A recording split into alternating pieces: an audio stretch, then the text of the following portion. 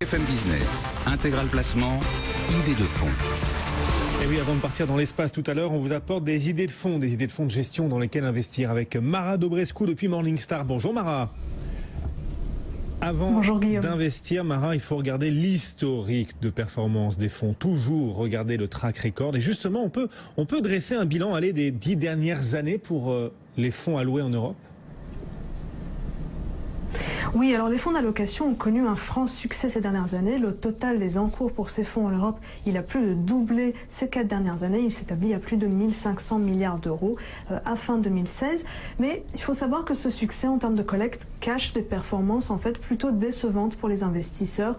Sur 10 ans à fin 2016, si on regarde la performance médiane des fonds d'allocation agressive, donc ces fonds qui ont une allocation aux actions internationales supérieure à 65%, eh bien cette performance a été de 2,5% par an, et les fonds d'allocation modérés et prudents, qui ont une exposition aux actions plutôt faibles, ont produit eux aussi des résultats similaires, respectivement 2,7% et 2,3% par an.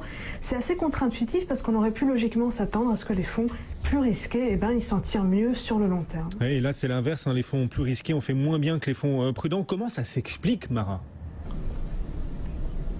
Alors tout d'abord, la période a été certes marquée par une volatilité des marchés financiers, mais en moyenne, les actions internationales ont quand même surperformé les obligations sur la période. Et donc, si vous aviez eu une allocation agressive fixe avec 75% d'actions, 25% en obligations, vous auriez dû mieux performer sur 10 ans qu'un portefeuille investi majoritairement en obligations. Mais il y a d'autres facteurs qui jouent, comme les frais de gestion. Les fonds agressifs facturent en moyenne 40 points de base par an plus que les fonds prudents, et donc une grande partie de leur surperformance est ainsi purement et simplement évaporée en raison de leurs frais plus élevés.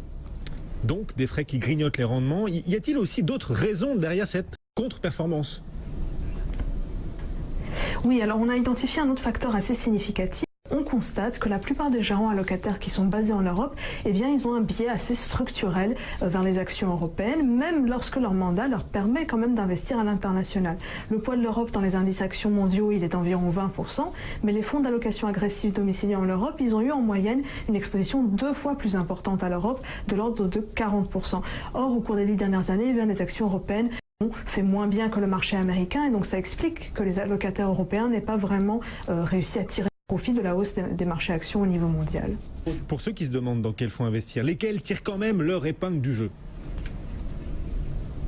Alors on peut tout d'abord mentionner toute une gamme de fonds qui est gérée par NN Investment Partners aux Pays-Bas. Donc là il y a un fonds agressif, un fonds équilibré et un fonds prudent. Ces 3 fonds sont notés bronze par nos analystes. Ils sont gérés par une équipe expérimentée en place depuis près de 10 ans. Et puis, c'est des fonds qui facturent des frais inférieurs à la concurrence. On peut aussi citer le fonds JP Morgan Global Income. Là, c'est un fonds d'allocation modéré. Lui aussi, il est noté bronze par nos analystes. Ces gérants sont basés à Londres et à New York. Ils ont su exploiter efficacement ce vivier des actions internationales. Et puis là aussi, les frais sont marché, c'est un avantage compétitif très important pour le long terme.